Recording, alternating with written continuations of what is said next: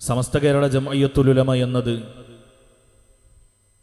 പരിശുദ്ധമായ അഹ്ലുസുന്നത്തി വൽ ജമാഅത്തിന്റെ യഥാർത്ഥ രൂപമാണ്. പല രൂപത്തിലുള്ള ആദർശ വൈകല്യങ്ങളുമായി, ആശയ വൈകല്യങ്ങളുമായി കേരളീയ മുസ്ലിം ഉമ്മത്തിന്റെ വിശ്വാസത്തെ പിഴപ്പിക്കാൻ ചില ശക്തികളൊക്കെ കടന്നു വന്നപ്പോൾ ഈ ഉമ്മത്തിന്റെ വിശ്വാസം തെറ്റിപ്പോകരുത്, മാർഗഭ്രംശം സംഭവിച്ചു പോകരുത് എന്ന ഉത്തമമായ ഒരു ബോധ്യത്തിൽ നിന്നാണ് സമസ്ത കേരള ജംഇയ്യത്തുൽ ഉലമ രൂപീകൃതമാകുന്നത്. അത് കേവലം ആർക്കെങ്കിലുമൊക്കെ പ്രസിഡന്റാകാനുള്ള സംഘടനാപരമായ അധികാര താൽപര്യത്തിന്റെ പേരിൽ ഉടലെടുത്ത പ്രസ്ഥാനമല്ല. സമസ്തയുടെ മുമ്പിൽ ഏറ്റവും പ്രധാനപ്പെട്ടത്, പ്രഥമവും പ്രധാനപ്പെട്ടതും ഈ ഉമ്മത്തിന്റെ വിശ്വാസത്തെ സംരക്ഷിക്കലാണ്. സമസ്തയുടെ ആ സ്ട്രക്ചർ തന്നെ നമുക്ക് മനസ്സിലാക്കാൻ സാധിക്കും.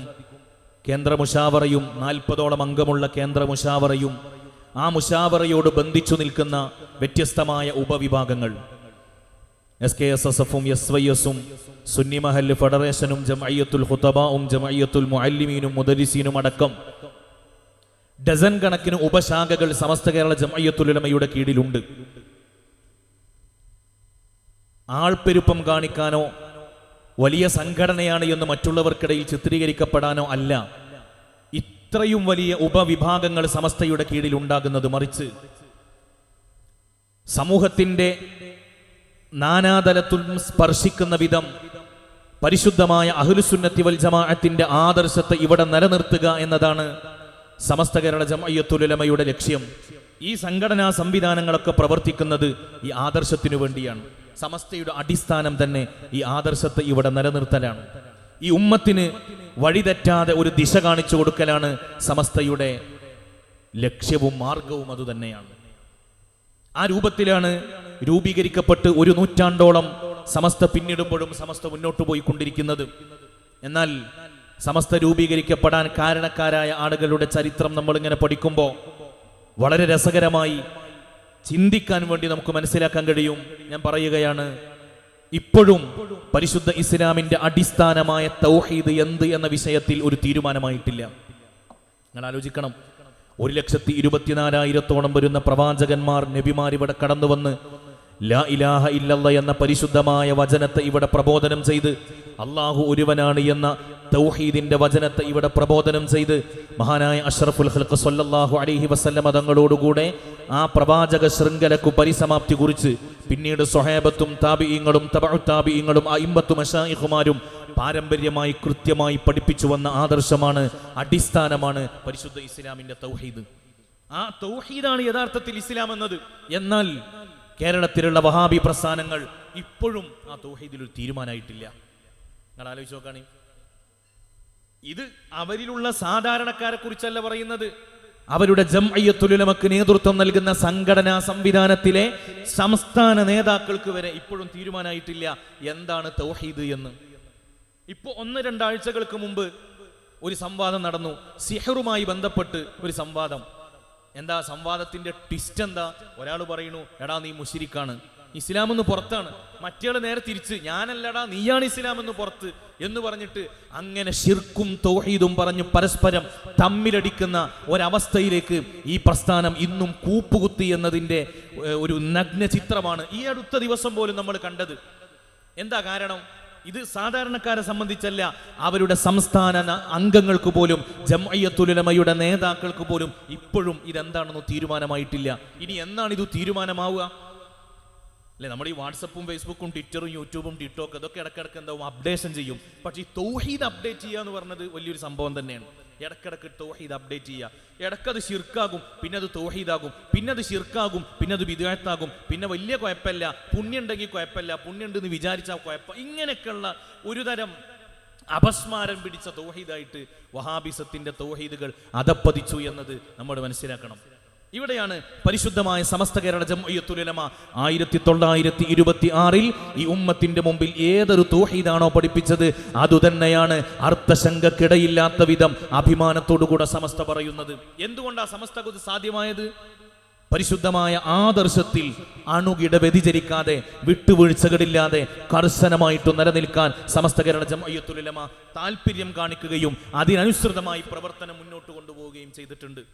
സമസ്തയെ സംബന്ധിച്ചിടത്തോളം കേരളത്തിൽ ഒരു സംഘടനകൾക്കും അവകാശപ്പെടാൻ കഴിയാത്ത വിധം ഉജ്ജ്വലമായ ഒരു പാരമ്പര്യമുണ്ട്, പ്രൗഢമായ ഒരു പാരമ്പര്യമുണ്ട്. മഹാന്മാരായ പണ്ഡിതന്മാരും സാദാത്യങ്ങളും നേതൃത്വം നൽകുന്ന മഹാനായ വരക്കൽ മുല്ലക്കോയ തങ്ങൾ മുതലിങ്ങനെ യുഗപ്രഭാവരായ പർവ്വത സമാനം വിജ്ഞാനമുള്ള വലിയ വലിയ പണ്ഡിതന്മാരുടെ ഒരു പാരമ്പര്യം. വരക്കൽ മുല്ലക്കോയ തങ്ങൾക്ക് മുമ്പ് കോഴിക്കോട് ഖാദിമാരുടെ ബഹുമാനപ്പെട്ട ജിഫിരി കുടുംബങ്ങളുടെ വലിയ വലിയ ഒരു നേതൃത്വത്തിന്റെ ഒരു നിര തന്നെ സമസ്ത കേരള ജംഇയ്യത്തുൽ ഉലമക്ക് അവകാശപ്പെടാൻ കഴിയും, ഈ ആദർശത്തിന് അവകാശപ്പെടാൻ കഴിയും.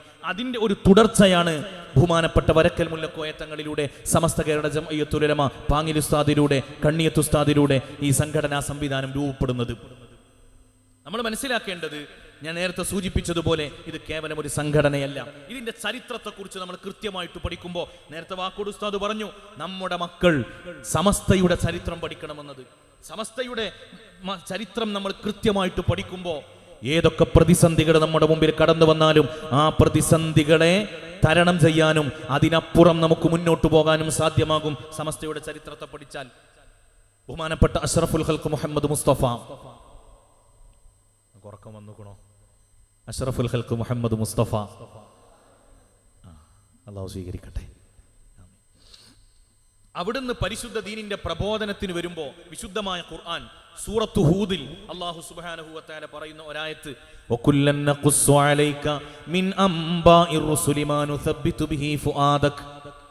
നബി സല്ലല്ലാഹു അലൈഹി വസല്ലം തങ്ങളോട് റബ്ബ് പറയാണ്, പടച്ചവൻ അല്ലാഹു നബി സല്ലല്ലാഹു അലൈഹി വസല്ലം തങ്ങളോട് പഠിപ്പിച്ചു കൊടുക്കുകയാണ്, അവിടുത്തേക്ക് നാം മുൻകഴിഞ്ഞ പ്രവാചകന്മാരുടെ ചരിത്രത്തെ നാം പഠിപ്പിച്ചു തന്നു.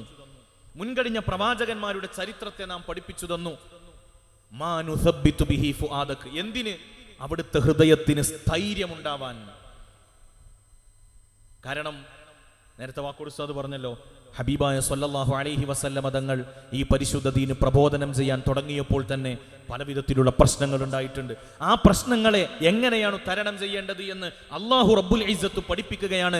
മഹാനായ കലീമുല്ലാഹി മൂസാ നബി അലൈഹിസ്സലാം എങ്ങനെയാണ് ഫിർഔൻ എന്ന ധിക്കാരിയായ പ്രതിയോഗിയെ പരാജയപ്പെടുത്തിയത് എന്ന ചരിത്രം പഠിക്കുമ്പോൾ, മഹാനായ യൂസുഫ് നബി അലൈഹിസ്സലാം പ്രതിസന്ധിയുടെ തീച്ചൂടുകളിലൂടെ കടന്നുപോയപ്പോ, പരീക്ഷണങ്ങൾ പേമാരിയായി ഒന്നിനു പുറകെ ഒന്നായി കടന്നു വന്നപ്പോ എങ്ങനെയാണ് അതിനെ തരണം ചെയ്തത് എന്നതിനെ കുറിച്ച് പഠിക്കുമ്പോൾ, ബഹുമാനപ്പെട്ട റൂഹുല്ലാഹി ഈസാ അലൈഹിസ്സലാം കടന്നു വന്നപ്പോ വൈദ്യശാസ്ത്രം മികച്ചു നിൽക്കുന്ന കാലഘട്ടത്തിൽ ഇന്നി ഉബ്രിഉൽ അക്മഹ വൽ അബ്റസ വഉഹിയിൽ മൗതാ ബിഇദ്നില്ലാ എന്ന പരിശുദ്ധ അല്ലാഹു നൽകിയ ആ മുഅ്ജിസത്ത് കൊണ്ട് എങ്ങനെയാണ് അത്തരം വിദണ്ഡവാദങ്ങളെ ചെറുത്തു തോൽപ്പിച്ചത് എന്ന് കൃത്യമായിട്ട് പഠിക്കുമ്പോൾ മാനുസബ്ബിതു ബിഹി ഫുആദക, ഒരു സ്ഥൈര്യമുണ്ടാകും. ഖിയാമത്ത് നാൾ വരെ ജീവിക്കുന്ന സത്യവിശ്വാസികളോട് പറയാണ്, നിങ്ങൾക്കതിൽ പാഠമുണ്ട് പഠിക്കാൻ. ഏതിൽ? ചരിത്രത്തിൽ പാഠമുണ്ട്. പരിശുദ്ധ ഇസ്ലാമിന്റെ ചരിത്രം പഠിക്കുമ്പോൾ അഷ്റഫുൽ ഖൽഖ് സ്വല്ലല്ലാഹു അലൈഹി വസല്ലമ തങ്ങളുടെ കാലഘട്ടം മുതൽ ബഹുമാനപ്പെട്ട സുദ്ദീഖ് തങ്ങളും ഉമർ ഇബ്നുൽ ഖത്താബ് തങ്ങൾ അടക്കമുള്ള സ്വഹാബത്ത്, അതിനുശേഷം താബിഈങ്ങൾ, അതിനുശേഷം മദ്ഹബിന്റെ ഇമാമുമാർ എങ്ങനെയാണ് ഈ പരിശുദ്ധ ദീനിനെ പ്രബോധനം ചെയ്തതെന്നും അവർ ഈ ദീനിന്റെ പരിശുദ്ധ ആദർശം പറഞ്ഞപ്പോൾ ഏതൊക്കെ വിധത്തിലുള്ള പ്രതിബന്ധങ്ങളാണ് അവരുടെ മുമ്പിൽ കടന്നു വന്നത് എന്നും നമുക്ക് തിരിച്ചറിയാൻ കഴിയും. പ്രത്യേകിച്ച് മുസഅല്ലിമീങ്ങളായ നമ്മൾ ആ ചരിത്രബോധമുള്ളവരാകും. സമസ്ത കേരള ജംഇയ്യത്തുൽ ഉലമ എന്ന പവിത്രമായ ഒരു പണ്ഡിത പ്രസ്ഥാനം എന്തുകൊണ്ട് ഇവിടെ രൂപീകരിക്കപ്പെട്ടു എന്നതിന്റെ ചരിത്രത്തെ കൃത്യമായിട്ട് അവലോകനം ചെയ്യുമ്പോൾ നമുക്ക് ബോധ്യപ്പെടും, സമസ്ത കേരള ജംഇയ്യത്തുൽ ഉലമ ഇവിടെ നിർവഹിച്ചത് അത്ഭുതകരമായ ചരിത്രപരമായ ഒരു ദൗത്യമാണ്. ആ ചരിത്രത്തിലൂടെ നമ്മൾ നടക്കുമ്പോഴാണ് സമസ്ത എത്ര വലിയ കാര്യമാണ് ഇവിടെ ചെയ്തത് എന്ന് നമുക്ക് തിരിച്ചറിയാൻ കഴിയുക.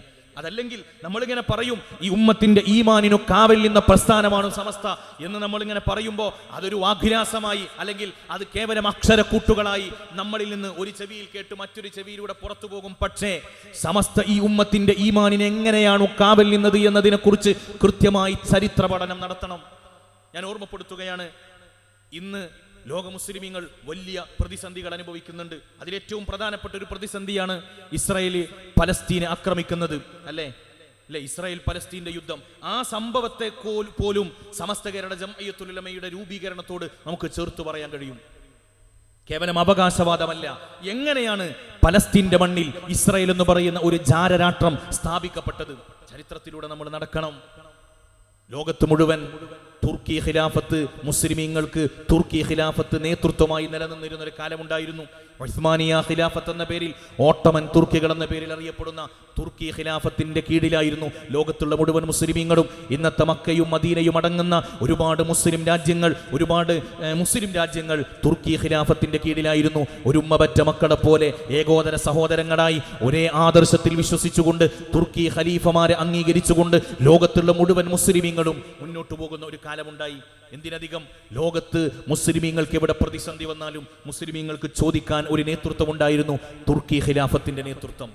നമ്മുടെ ഈ കേരളക്കരയിൽ പോലും തുർക്കി ഖിലാഫത്തിന്റെ പട്ടാളം കടന്നു വന്നിട്ടുണ്ട്. എ ഡി 16-ാം നൂറ്റാണ്ടിൽ ബഹുമാനപ്പെട്ട സൈനുദ്ദീൻ മഖ്ദൂം റളിയല്ലാഹു അൻഹു പോർട്ടുഗീസുകാർ കടൽ കടന്നു കേരളത്തിലേക്ക് കടന്നു വന്ന് ഇവിടെ ചില ആക്രമണ പ്രവർത്തനങ്ങളിൽ സജീവമായപ്പോൾ ബഹുമാനപ്പെട്ട സൈനുദ്ദീൻ മഖ്ദൂം റളിയല്ലാഹു അൻഹു തുർക്കി ഖലീഫക്ക് കത്തെഴുതിയിട്ടുണ്ട്, മിസ്റിലേക്ക് കത്തെഴുതിയിട്ടുണ്ട്, ഈജിപ്തിലേക്ക് കത്തെഴുതിയിട്ടുണ്ട്. ഈജിപ്തിൽ നിന്നും പട്ടാളത്തെ പറഞ്ഞയച്ചിട്ടുണ്ട്. ഈജിപ്തിൽ നിന്നും കേരളത്തിലേക്ക് കടന്നു വന്ന പട്ടാളക്കാർക്ക് നിസ്കരിക്കാനുണ്ടാക്കിയ പള്ളിയാണ് ഇന്നും പൊന്നാനിയിൽ മിസ്രി പള്ളി എന്ന പേരിൽ അറിയപ്പെടുന്ന പള്ളി. ഞാൻ ഈ ചരിത്രം പറഞ്ഞത് തുർക്കി ഖിലാഫത്തിന്റെ പട്ടാളം നമ്മുടെ ഈ കൊച്ചു കേരളത്തിലേക്ക് പോലും കടന്നു വന്ന് ഈ ഉമ്മത്തിന് സംരക്ഷണം ഒരുക്കാൻ കടന്നു വന്നിട്ടുണ്ട് എന്ന് ബോധ്യപ്പെടുത്താനാണ്. അങ്ങനെ ലോകത്തിന്റെ വിവിധ ഭാഗങ്ങളിൽ തുർക്കി ഖിലാഫത്തിന്റെ ഒരു ആധിപത്യം നിലനിൽക്കുമ്പോൾ ബ്രിട്ടീഷുകാരൻ അവന്റെ സാമ്രാജ്യത്വ വികസനത്തിന് വേണ്ടി ഓടി നടക്കുമ്പോൾ തുർക്കി ഖിലാഫത്ത് ബ്രിട്ടീഷുകാർക്ക് തടസ്സമായി. ശരിക്കും മനസ്സിലാക്കണേ, തുർക്കി ഖിലാഫത്തിന്റെ ഈ ആധിപത്യം, തുർക്കി ഖിലാഫത്തിന്റെ ഈ നേതൃത്വം ബ്രിട്ടീഷുകാരൻ അവന്റെ സാമ്രാജ്യത്വ വികസനത്തിന് വേണ്ടി ശ്രമിക്കുമ്പോൾ അതിന് വല്ലാത്തൊരു തടസ്സമായി മാറി. അപ്പോൾ എന്തു ചെയ്തു? ബ്രിട്ടീഷുകാർ തീരുമാനിച്ചു, എന്ത് വില കൊടുത്തും തുർക്കി ഖിലാഫത്തിനെ തകർക്കണം. തുർക്കി ഖിലാഫത്തിന്റെ ആധിപത്യം തകർത്ത് മുസ്ലിമീങ്ങൾക്കിടയിൽ ശൈഥില്യം ഉണ്ടാക്കിയാൽ മാത്രമേ ബ്രിട്ടീഷുകാരന്റെ സാമ്രാജ്യത്വ താല്പര്യം ഇവിടെ നടപ്പിലാവുകയുള്ളൂ. അല്ലെ, നമ്മുടെ ഇന്ത്യയിലേക്കും ബ്രിട്ടീഷുകാർ കടന്നു വന്നു. അല്ലേ, നിങ്ങൾ ആദ്യമായിട്ട് കേൾക്കണോ? അല്ലേ, 1949 ഇന്ത്യക്ക് സ്വാതന്ത്ര്യം കിട്ടിയ എത്രയില്ല? നിങ്ങൾ ഇവിടെ നോക്കി മനുഷ്യന്മാരെ. 1947 ഇന്ത്യ സ്വാതന്ത്ര്യമായി. ഇല്ലേ, നമ്മുടെ ഇന്ത്യയിലേക്ക് വന്നു, ലോകത്തിന്റെ വിവിധ ഭാഗങ്ങളിലേക്ക് വന്നു. പക്ഷേ മുസ്ലിം രാജ്യങ്ങളിലേക്ക് കടന്നു പോകുമ്പോൾ, മുസ്ലിമീങ്ങൾ ആക്രമിക്കുമ്പോൾ തുർക്കി ഖിലാഫത്ത് ചോദിക്കാനുണ്ടായിരുന്നു, ആയതുകൊണ്ട് തുർക്കിയെ തകർക്കണം. തുർക്കിയെ തകർക്കാൻ വേണ്ടി ബ്രിട്ടീഷുകാർ പല കുതന്ത്രങ്ങളും പയറ്റാൻ ശ്രമിച്ചു. പല കുതന്ത്രങ്ങളും അവർ പയറ്റി നോക്കി. അതിൽ വളരെ പ്രധാനമായി അവർ സൗദി അറേബ്യയിലേക്ക് മഹാനായ അഷ്റഫുൽ ഖൽഖ് മുഹമ്മദ് മുസ്തഫ സ്വല്ലല്ലാഹു അലൈഹി വസല്ലം തങ്ങളുടെ ജീവിതം കൊണ്ട് അനുഗ്രഹീതമായ മക്കയും മദീനയും ഉൾക്കൊള്ളുന്ന ആ സൗദിയിലേക്ക് അവർ ചാരന്മാരെ പറഞ്ഞയച്ചു. എന്തിന്? തുർക്കി ഖിലാഫത്തിന് റിബലായി, സമാന്തരമായി മറ്റൊരു സൈദ്ധാന്തികമായ അടിത്തറ സ്ഥാപിക്കാൻ. തുർക്കി ഖിലാഫത്തിനോട് റിബലായി മറ്റൊരു ആശയത്തെ അവിടെ സ്ഥാപിക്കണം. അതിനുവേണ്ടി അവർ ചാരന്മാരെ പറഞ്ഞയച്ചു. ഹംഫറിനെ പറഞ്ഞയച്ചു. The diaries of Hempher, the memoirs of Hempher, the a spy to Middle East എന്ന പേരിലൊക്കെ പിന്നീട് അത് പ്രസിദ്ധീകരിക്കപ്പെട്ടിട്ടുണ്ട്. The confession of a British spy, ഒരു ബ്രിട്ടീഷ് ചാരന്റെ കുറ്റസമ്മതം എന്ന പേരിലൊക്കെ പിന്നീട് ഹംഫറിന്റെ ഡയറി കുറിപ്പുകൾ വെളിച്ചം കണ്ടിട്ടുണ്ട്. ഈ ഹംഫർ സൗദി അറേബ്യയിലേക്ക് കടന്നു വന്ന് മുഹമ്മദ് ബിൻ അബ്ദുൽ വഹാബ് അടക്കമുള്ള ആളുകളെ ഇസ്ലാമിക വേഷധാരിയായി കടന്നു വന്ന് തെറ്റിദ്ധരിപ്പിച്ചു. എന്തിന്? തുർക്കി ഖിലാഫത്തിനെ തകർക്കാൻ ഒരു സ്വതന്ത്രമായ, ഒരു റിബലായ, സമാന്തരമായ പുതിയ ഒരു ആശയം സൗദി അറേബ്യയിൽ സ്ഥാപിക്കപ്പെടണം എന്നതിന്റെ പേരിൽ. അങ്ങനെ അതിനുവേണ്ടി ഹംഫർ എന്ന ചാരനെ പറഞ്ഞയച്ചു. അതിനുവേണ്ടി ടി.ഇ. ലോറൻസ് എന്ന് പറയുന്ന മറ്റൊരു ചാരനെ പറഞ്ഞയച്ചു. ഈ ടി.ഇ. ലോറൻസിനെ പറഞ്ഞയച്ച സംഭവം ഇന്ത്യയുടെ പ്രധാനമന്ത്രിയായിരുന്ന പണ്ഡിറ്റ് ജവഹർലാൽ നെഹ്റു അദ്ദേഹത്തിന്റെ the glimpses of world history എന്ന ചരിത്ര പുസ്തകത്തിൽ പറയുന്നുണ്ട്. അദ്ദേഹം പറയുന്ന ഉദ്ധരണി ഞാൻ വായിക്കുകയാണ്. അറേബ്യയിലെ നിലവിലുണ്ടായിരുന്ന ദേശീയ ബോധത്തെ ബ്രിട്ടൻ ഉപയോഗപ്പെടുത്തുകയും പണവും സമ്പാദ്യങ്ങളും ഉദാരമായി കൈക്കൂലി കൊടുത്ത് തുർക്കിക്കെതിരായി അറബികളുടെ ഒരു ലഹള സംഘടിപ്പിക്കുകയുണ്ടായി. അപ്പൊ ഞാൻ പറഞ്ഞു വന്നത്, തുർക്കി ഖിലാഫത്തിനെതിരെ ഒരു ലഹള സ്ഥാപിക്കാൻ, ലഹളയുണ്ടാക്കാൻ ടി ലോറൻസിനെ പോലെയുള്ള ചാരന്മാരെ പറഞ്ഞയച്ചു. ജവഹർലാൽ നെഹ്റു തുടർന്ന് എഴുതുകയാണ്, അറേബ്യയിൽ ഒരു ബ്രിട്ടീഷ് ഏജന്റായ ടി ലോറൻസ് ആയിരുന്നു ഈ ലഹളയുടെ പ്രണേതാവ്. അതായത് ഇതിനു വേണ്ടി പ്രവർത്തിച്ചത്, ഇതിനു വേണ്ടി ശമ്പളം പറ്റിയിട്ട് സൗദി അറേബ്യയിൽ പ്രവർത്തിച്ചത് ഇദ്ദേഹമായിരുന്നു എന്ന് ജവഹർലാൽ നെഹ്റു അദ്ദേഹത്തിന്റെ the glimpses of world history എന്ന ചരിത്ര പുസ്തകത്തിലും പറയുന്നുണ്ട്. ഞാനിത് പറഞ്ഞു വന്നത്, ബ്രിട്ടീഷുകാർ മുസ്ലിമീങ്ങളുടെ ഐക്യത്തെ തകർക്കാനുള്ള ശ്രമത്തിന്റെ ഭാഗമായി ചാരന്മാരെ പറഞ്ഞയച്ച് പുതിയ ഒരു സൈദ്ധാന്തികമായ അടിത്തറയുണ്ടാക്കി അതിന്റെ പേരിൽ ആയിരക്കണക്കിന് വരുന്ന പാവപ്പെട്ട മുസ്ലിമീങ്ങളെ ക്രൂരമായി നിഷ്ഠൂരമായി കൊലപ്പെടുത്തി. വഹാബിസത്തിന്റെ ചോരക്കറ പുരണ്ട ചരിത്രത്തിലേക്ക് നമ്മൾ അയവിറക്കുമ്പോൾ നമുക്കത് മനസ്സിലാക്കാൻ കഴിയും. മക്കയും മദീനയും അടങ്ങുന്ന പരിശുദ്ധമായ ഭൂമിയിൽ പോലും ഇവരുടെ കിരാതമായ ആക്രമണങ്ങളെ കൊണ്ട് നിറഞ്ഞുപോയ ഒരു കാലഘട്ടമുണ്ടായിരുന്നു. അങ്ങനെ പാവപ്പെട്ട സുന്നത്തു ജമാഅത്തിന്റെ പണ്ഡിതന്മാരെയും സാധാരണക്കാരെയും അള്ളാഹുവിന്റെ പരിശുദ്ധമായ ആ ദീനുൽ ഇസ്ലാമിന്റെ യഥാർത്ഥ ആദർശത്തെ വിശ്വസിച്ചതിന്റെ പേരിൽ കൊലപാതകം നടത്തി, കൂട്ടക്കൊല നടത്തിയിട്ടാണ് വഹാബിസം ഇവിടെ കടന്നു വരുന്നതും വഹാബിസത്തിന്റെ പ്രവർത്തനം സജീവമാകുന്നതും. ഒരു ഭാഗം ഞാൻ ഈ പറഞ്ഞ ചരിത്രത്തിന്റെ ഒരു ഭാഗമാണ്. മറ്റൊന്ന്, ബ്രിട്ടീഷുകാർക്ക് വേണ്ടി ഈ പണിയെടുത്തത് ജൂതന്മാരായിരുന്നു. ബ്രിട്ടീഷുകാർക്ക് വേണ്ടി മക്കയും മദീനയും ഒക്കെ കഴിഞ്ഞാൽ പിന്നീട് ഇസ്ലാമിക വൈജ്ഞാനിക രംഗം ഏറെ ഉയർന്നു നിന്നിരുന്ന ഈജിപ്തിലേക്ക് ഇവർ ചാരന്മാരെ പറഞ്ഞയച്ചു. ആരിലൂടെ? ജൂതായിസത്തിലൂടെ. ജൂതന്മാരുടെ മാസോണിസത്തിന്റെ വക്താക്കളായ റഷീദുരിള, ജമാലുദ്ദീൻ അഫ്ഗാനി, മുഹമ്മദ് അബ്ദു അടക്കമുള്ള ഈജിപ്ഷ്യൻ ത്രിമൂർത്തികൾ എന്ന് പിന്നീട് അറിയപ്പെട്ട ഈ 3 വ്യക്തികളിലൂടെ ഈജിപ്തിലേക്ക് വന്നു. ഈജിപ്തിലും ഇവരുടെ വികലമായ ആശയങ്ങൾ പ്രബോധനം ചെയ്തു. ഒന്നുകൂടി മനസ്സിലാക്കണം, ബ്രിട്ടീഷുകാർ നേരിട്ട് സൗദി അറേബ്യയിലേക്ക് ചാരന്മാരെ പറഞ്ഞയച്ചു. ഈജിപ്തിലേക്ക് ബ്രിട്ടീഷുകാർക്ക് വേണ്ടി അപ്പണി ഏറ്റെടുത്തത് ജൂതന്മാരായിരുന്നു. ജൂതന്മാർക്ക് വേണ്ടി മുഹമ്മദ് അബ്ദയും റഷീദുരിളയും ജമാലുദ്ദീൻ അഫ്ഗാനിയും അപ്പണി വളരെ ഭംഗിയായിട്ട് നിർവഹിക്കാൻ ശ്രമിച്ചു. എന്തായിരുന്നു അവർ പ്രധാനമായും പഠിപ്പിച്ച ആശയം? ഞാൻ മനസ്സിലാകാൻ വേണ്ടി ചില ഉദാഹരണങ്ങൾ നിങ്ങളുടെ മുമ്പിൽ വെക്കുകയാണ്. മനുഷ്യന്റെ ബുദ്ധിക്ക് അനുസൃതമായി വിശുദ്ധമായ ഖുർആനിനെയും ഹദീഫിനെയും വ്യാഖ്യാനിക്കണമെന്ന അപകടകരമായ, അതീവ പ്രതിസന്ധി ഉണ്ടാക്കുന്ന ആശയങ്ങളെ അവർ പ്രബോധനം ചെയ്തു. പരിശുദ്ധ ഇസ്ലാമിന് ഒരിക്കലും ഉൾക്കൊള്ളാൻ കഴിയാത്ത വിധം. ഇതന്നെയല്ലേ ഇവിടെ യുക്തിവാദികളും പറയുന്നത്. അതിന് വിശുദ്ധ ഖുർആനിന്റെ ആയത്തുകളെ അവർ മനുഷ്യബുദ്ധിക്ക് അനുസൃതമായി ദുർവ്യാഖ്യാനം ചെയ്തു. ഖുർആനിൽ ബഹുമാനപ്പെട്ട സയ്യിദുനാ സുലൈമാൻ നബി അലൈഹിസ്സലാമിനോട് ഉറുമ്പ് സംസാരിച്ചു എന്ന സംഭവം വഖാലത്തിൻ നംലത്തു എന്ന് പറഞ്ഞു ഖുർആനിൽ പറയുന്നുണ്ട്. അപ്പോൾ ഇവരിങ്ങനെ ആലോചിക്കുകയാണ്, മനുഷ്യന്റെ പ്രകടമായ ബുദ്ധി അനുസരിച്ച് ഉറുമ്പ് സംസാരിക്കുവോ? നിങ്ങളോടൊക്കെ സംസാരിക്കലുണ്ടാ? അഭിനന്ദനം ഉണ്ടായിരിക്കണം. ഉറുമ്പ് സംസാരിക്കുവോ? ഇല്ല. അപ്പോൾ ഇവരിങ്ങനെ ആലോചിക്കുകയാണ്, ഇതൊന്നും ഒരിക്കലും മനുഷ്യന്റെ ബുദ്ധിക്ക് ഉൾക്കൊള്ളാൻ കഴിയൂല. അപ്പോൾ ആ വിശുദ്ധ ഖുർആനിന്റെ ആയത്തിനെ അവർ മനുഷ്യബുദ്ധിക്ക് അനുസൃതമായി വ്യാഖ്യാനിച്ചത് എങ്ങനെയെന്നറിയോ? ഉറുമ്പ് സംസാരിച്ചു എന്നല്ല ആ ആയത്തിന്റെ അർത്ഥം, മറിച്ച് നംലത്ത് ഗോത്രത്തിൽപ്പെട്ട ഒരു പെണ്ണ് സംസാരിച്ചു എന്നാണ് അതിന്റെ അർത്ഥം. പെണ്ണ് സാധാരണ സംസാരിക്കുമല്ലോ. ഈ രൂപത്തിൽ വിശുദ്ധമായ ഖുർആനിന്റെ ആയത്തുകളെ ദുർവ്യാഖ്യാനം ചെയ്തു. ബഹുമാനപ്പെട്ട വിശുദ്ധമായ ഖുർആനിൽ നമുക്ക് കാണാൻ കഴിയും, അലം തറ കൈഫ ഫഅല റബ്ബുക ബി അസ്ഹാബിൽ ഫീൽ അലം യജ്അൽ കൈദഹും ഫീ തദ്ലീൽ വഅർസല അലൈഹിം ത്വയ്റൻ അബാബീൽ തർമീഹിം ബിഹിജാറത്തിൻ മിൻ സിജ്ജീൽ ഫജഅലഹും കഅസ്ഫിൻ മഅകൂൽ. ഈ ആയത്തിനെ അവരെങ്ങനെ വ്യാഖ്യാനിച്ചത്? ഈ സൂറത്തിനെ, അബ്രഹത്തിന്റെ സൈന്യം കഅബ ശരീഫ് തകർക്കാൻ ആനപ്പടയോടുകൂടെ കടന്നു വന്നപ്പോൾ അല്ലാഹു സുബ്ഹാനഹു വ തആല അബാബീൽ പക്ഷികളുടെ കൊക്കിൽ നിന്ന് മണിക്കല്ലുകൾ, ചെറിയ കല്ലുകൾ ആ ആനപ്പടയുടെ മുകളിലേക്ക് വർഷിപ്പിച്ചു. അവകൾ ചത്തുപോയി എന്നാണ് ഖുർആൻ പഠിപ്പിച്ചത്. അപ്പോൾ അവരിങ്ങനെ ആലോചിക്കുകയാണ്, ചെറിയ ഒരു കുരുവിയെ പോലെയുള്ള ചെറിയ ഒരു പക്ഷിയുടെ കൊക്കിലൊതുങ്ങുന്ന ചെറിയ ഒരു കല്ല് വീണാൽ എങ്ങനെ ആന ചത്തുപോകുമോ? മനുഷ്യന്റെ ബുദ്ധിക്ക് ഉൾക്കൊള്ളണില്ല, ഇല്ലല്ലോ. അപ്പോൾ ഇവരെന്ത് ചെയ്യാണ്? അതിനെ വ്യാഖ്യാനിക്കണം. അല്ലാഹു സുബ്ഹാനഹു വ തആല ഒരു തരം ബാക്ടീരിയകളെയും വൈറസുകളെയും പടർത്തി എന്നാണ് അതിൻ്റെ അർത്ഥം. ഇങ്ങനെ മനുഷ്യന്റെ ബുദ്ധിക്കനുസൃതമായി വിശുദ്ധമായ ഖുർആനിനെയും പ്രവാചകർ സല്ലല്ലാഹു അലൈഹി വസല്ലമ തങ്ങളുടെ ഹദീസുകളെയും വ്യാഖ്യാനിക്കണം. എത്രത്തോളം എന്ന് വെച്ചാൽ റഷീദുരിള ഒന്നുകൂടി കടന്നു സംസാരിച്ചത് വിശുദ്ധമായ ഖുർആനിൽ അള്ളാഹുവിന്റെ പ്രവാചകന്മാരുടെ മുഅ്ജിസത്തുകൾ ഇല്ലായിരുന്നുവെങ്കിൽ യൂറോപ്യന്മാർ കുറച്ചും കൂടി ഇസ്ലാമിലേക്ക് വന്നിരുന്നു. എന്താ കാരണം? യൂറോപ്യന്മാർക്ക് മനുഷ്യബുദ്ധിക്ക് ഉൾക്കൊള്ളുന്നതേ അവർ ഉൾക്കൊള്ളുള്ളൂ. അപ്പോൾ പ്രവാചകന്മാരുടെ മുഅ്ജിസത്ത് എന്ന് പറഞ്ഞാൽ തന്നെ സാധാരണക്ക് വിപരീതമായ അസാധാരണമായ സംഭവമാണ്, അതവർ ഉൾക്കൊള്ളൂല. അപ്പോൾ ഖുർആൻ അതൊക്കെ ഒന്ന് എഡിറ്റ് ചെയ്താൽ നന്നായിരുന്നു. ഈ രൂപത്തിലുള്ള ആശയങ്ങളെ അവർ പ്രബോധനം ചെയ്തു. ഈ ആശയമാണ് കടലുകടന്നു കേരളത്തിലേക്ക് കടന്നു വന്നത്. ഇതിനെയാണ് ബഹുമാനപ്പെട്ട സമസ്ത കേരള ജംഇയ്യത്തുൽ ഉലമ പ്രതിരോധിച്ചത്. ഇവിടെ എന്താണ് സമസ്തയുടെ റോള്? കൃത്യമായിട്ട് നമ്മൾ മനസ്സിലാക്കണം. സമസ്ത കേരള ജംഇയ്യത്തുൽ ഉലമ ഈ ജൂദായിസത്തിലൂടെ ഈജിപ്ത് വഴി കേരളത്തിലേക്ക് കടന്നു വന്ന ഈ വിദണ്ഡ ആശയം, യുക്തിവാദത്തിലേക്ക് മനുഷ്യരെ കൊണ്ടുപോകുന്ന ഈ വികൃതമായ ആശയം കേരളീയ മുസ്ലിം ഉമ്മത്തിന്റെ വിശ്വാസത്തെ പഴപ്പിക്കുമെന്ന ഉറച്ച ബോധ്യം സമസ്തക്കുണ്ടായിരുന്നു. ബഹുമാനപ്പെട്ട വരക്കൽ തങ്ങളുടെ നേതൃത്വത്തിൽ പണ്ഡിതന്മാർ ഒരുമിച്ചുകൂടി സമസ്ത കേരള ജംഇയ്യത്തുൽ ഉലമ എന്ന പണ്ഡിത പ്രസ്ഥാനത്തിന് രൂപം നൽകാൻ ഇത് കാരണമായി. ബ്രിട്ടീഷുകാർക്ക് വേണ്ടി ചരിത്രം അടിവരയിട്ട് മനസ്സിലാക്കണം. ബ്രിട്ടീഷുകാർക്ക് വേണ്ടി ഈ പണിയെടുത്തതിന് ബ്രിട്ടീഷുകാർ അവർക്ക് നൽകിയ പാരിതോഷികത്തിന്റെ പേരാണ് ഇസ്രായേൽ എന്ന് പറയുന്ന രാജ്യം.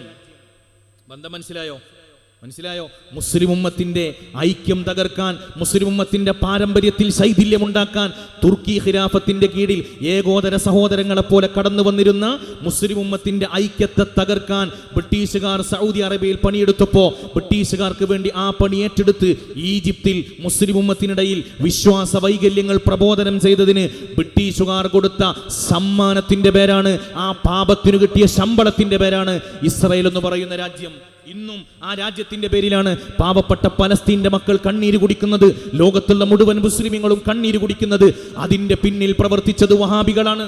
ചരിത്രത്തെ നമ്മൾ കൃത്യമായിട്ട് പഠിക്കണ്ടേ?